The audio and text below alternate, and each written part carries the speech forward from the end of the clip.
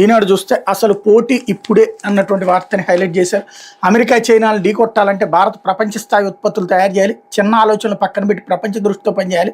అమరావతిలో global leadership centre ఏర్పాటు చేయబోతున్నాం. పారిశ్రామికవేత్తలకు ఏపీలో పుష్కలంగా అవకాశాలు. సిఐఐ వార్షిక సదస్సులో ముఖ్యమంత్రి చంద్రబాబు నాయుడు. ప్రస్తుతం దేశానికి సరైన సమయంలో సరైన నాయకుడు నరేంద్ర మోడీ ఉన్నారు.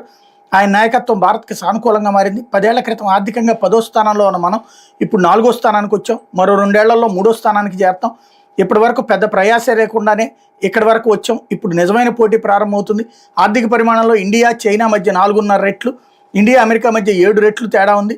దీన్ని అధిగమించడానికి పారిశ్రామిక రంగం సంసిద్ధం కావాలి. ఈ కీలక సమయంలో ప్రభుత్వం మంచి విధానాలు తెచ్చి పారిశ్రామిక రంగం కష్టపడి పనిచేస్తే భారత్ని ఎవరూ కొట్టలేరు. ఐటీ కంపెనీల విషయంలో భారత్ అద్భుతంగా పనిచేస్తున్న మనం ప్రపంచ స్థాయి నాణ్యత ప్రమాణాలతో కూడిన ఉత్పత్తులను తయారు చేయడంలో బలహీనంగా ఉన్నాం. మనకదే ఇప్పుడు పెద్ద సవాల్. ఆ లోటును అధిగమించాలని ముఖ్యమంత్రి చంద్రబాబు నాయుడు పారిశ్రామికవేత్తలకు పిలుపునిచ్చారు. శుక్రవారం ఢిల్లీలో జరిగిన భారతీయ పరిశ్రమల సమాఖ్య వార్షిక సదస్సులో ఆయన మాట్లాడారు. గత 3 దశాబ్దాల పరిణామాలను వివరిస్తూ రాబోయే మార్పుల గురించి చెప్పారు. ఆంధ్రప్రదేశ్లో పెట్టుబడులు పెట్టడానికి రావాలని ఆహ్వానించారన్నటువంటి వార్తని హైలైట్ చేశారు. అయితే మద్యం ముడుపులు